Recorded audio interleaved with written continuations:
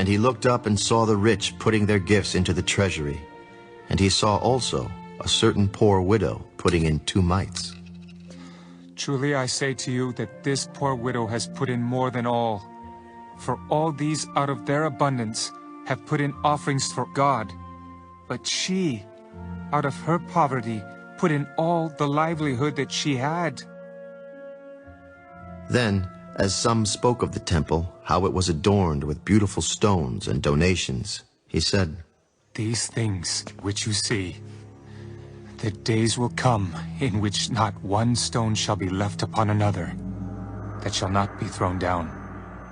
Teacher, but when will these things be? And what sign will there be when these things are about to take place? Take heed that you not be deceived.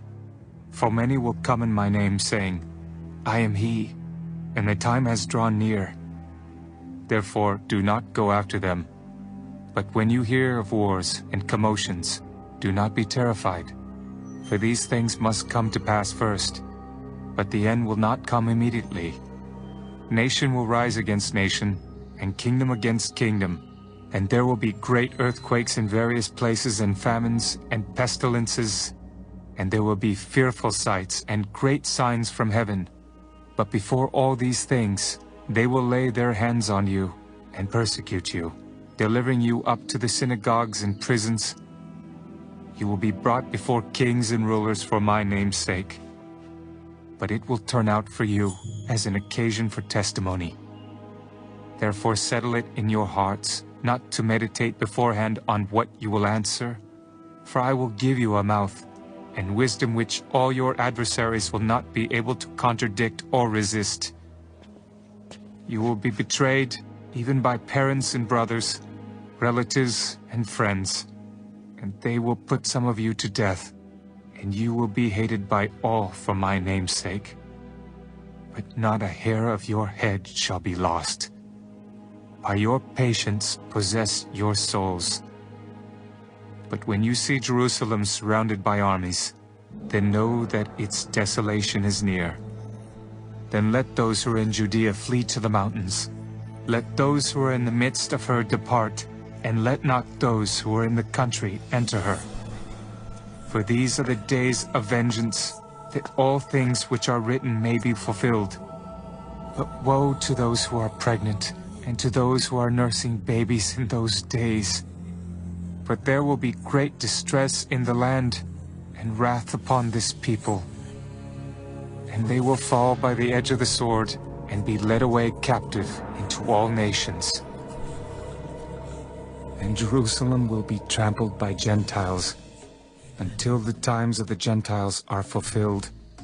And there will be signs in the sun, in the moon, and in the stars, and on the earth distress of nations, with perplexity, the sea and the waves roaring, men's hearts failing them from fear and the expectation of those things which are coming on the earth.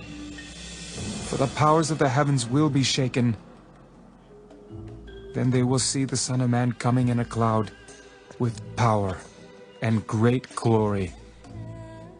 Now, when these things begin to happen, look up and lift up your heads, because your redemption draws near.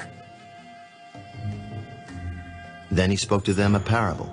Look at the fig tree and all the trees. When they are already budding, you see and know for yourselves that summer is now near. So you also, when you see these things happening, know that the kingdom of God is near. Assuredly I say to you, this generation will by no means pass away till all things take place. Heaven and earth will pass away, but my words will by no means pass away. But take heed to yourselves, lest your hearts be weighed down with carousing, drunkenness, and cares of this life, and that day come on you unexpectedly. For it will come as a snare on all those who dwell on the face of the whole earth.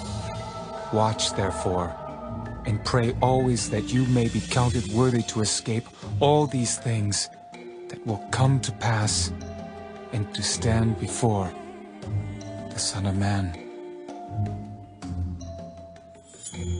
And in the daytime he was teaching in the temple, but at night he went out and stayed on the mountain called Olivet. Then early in the morning all the people came to him in the temple to hear him.